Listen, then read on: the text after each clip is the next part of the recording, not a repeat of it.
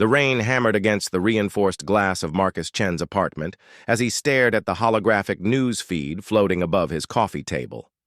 Another colony ship had been lost to the void.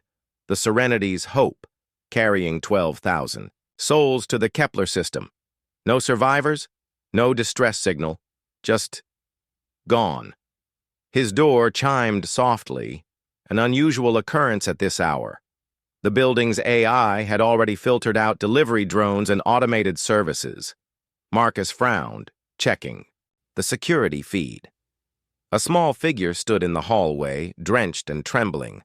The door slid open to reveal a child. No, not quite a child.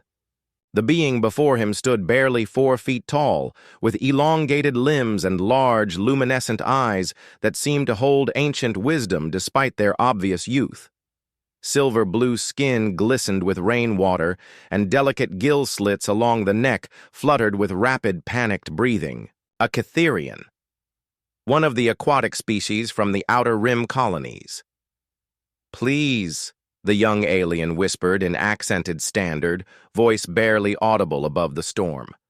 "I lost my mother today. Please, I'm scared.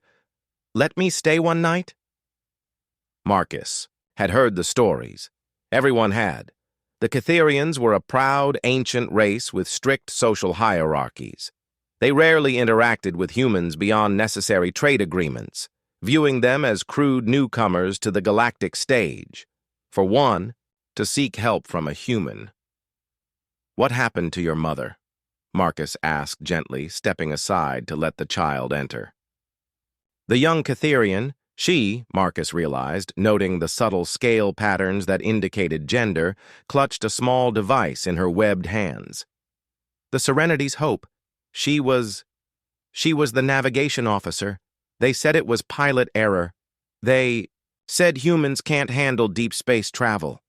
They said—" Her voice broke. Marcus felt his chest tighten. The media had been quick to blame human incompetence for the recent string of colony ship disasters. The galactic community whispered about humanity's reckless expansion, their inadequate technology, their foolish optimism in the face of cosmic dangers. "What's your name?" he asked, guiding her to the warmth of his living room. "Zarathus of the Deep Current clan," she replied formally, then added more quietly, "But Mother called me Zara. I'm Marcus. And Zara, your mother didn't make a mistake." The young Catherian's large eyes fixed on him. "How can you know this?" Marcus moved to his workstation, fingers dancing across holographic interfaces. Windows of data cascaded around. Him, shipping manifests, navigation logs, sensor readings. "Because I'm a salvage coordinator for the Colonial Authority, and because I've been tracking these disappearances for months." As the data coalesced, a pattern emerged. Ship after ship, all following similar routes, all vanishing at specific coordinate ranges. The official reports blamed human error, mechanical failure, cosmic accidents. But Marcus had seen something else. "Look here," he said, projecting a 3-dimensional star map. Red dots marked the disappearance sites. "Your mother's ship, the New Mumbai, the Pioneer's Dream, they all vanished along the same shipping lane, but not randomly." Zara approached the display, her bioluminescent markings pulsing with nervous energy. "What are you saying?" "I'm saying something is hunting our ships, something that wants the galaxy to believe humans are incompetent explorers." Marcus manipulated the display, showing energy signatures he'd painstakingly gathered from deep space monitoring stations. "These readings, I've seen them before, in classified military briefings. Kethmori stealth technology." The young Catherian gasped. The Kethmori were a militant species that had opposed human expansion from the beginning, viewing humanity's rapid spread as a threat to established galactic order.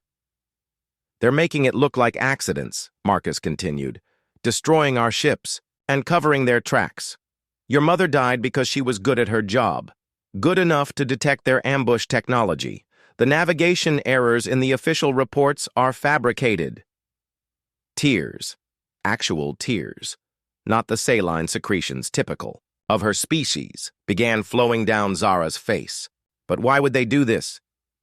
Because we scare them, Marcus said simply. Humans have gone from a single planet to 300 colonies in less than 2 centuries. We adapt faster than they thought possible. We make allies where they expected us to make enemies. He gestured toward her. Like right now. Through the night, Marcus worked with desperate intensity, cross-referencing his data with Catherian deep space sensor networks that Zara accessed through her mother's authorization codes. The evidence mounted.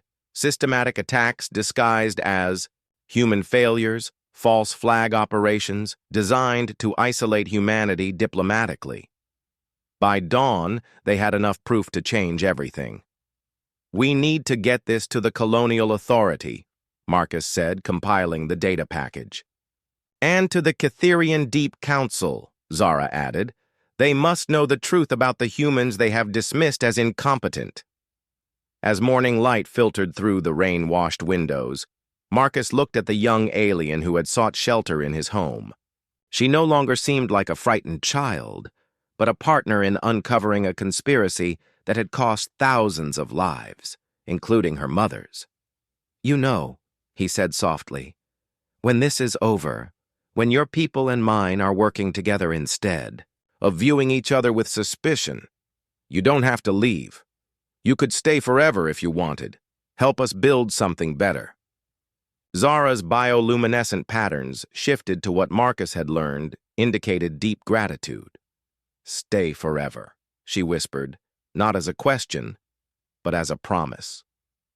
Outside, the storm was breaking, and somewhere in the vast dark between stars, the truth was finally beginning to surface. Humanity's real strength wasn't in their technology or their courage. It was in their ability to turn strangers into family, enemies into allies, and fear into hope. Even when the galaxy tried to tear them apart.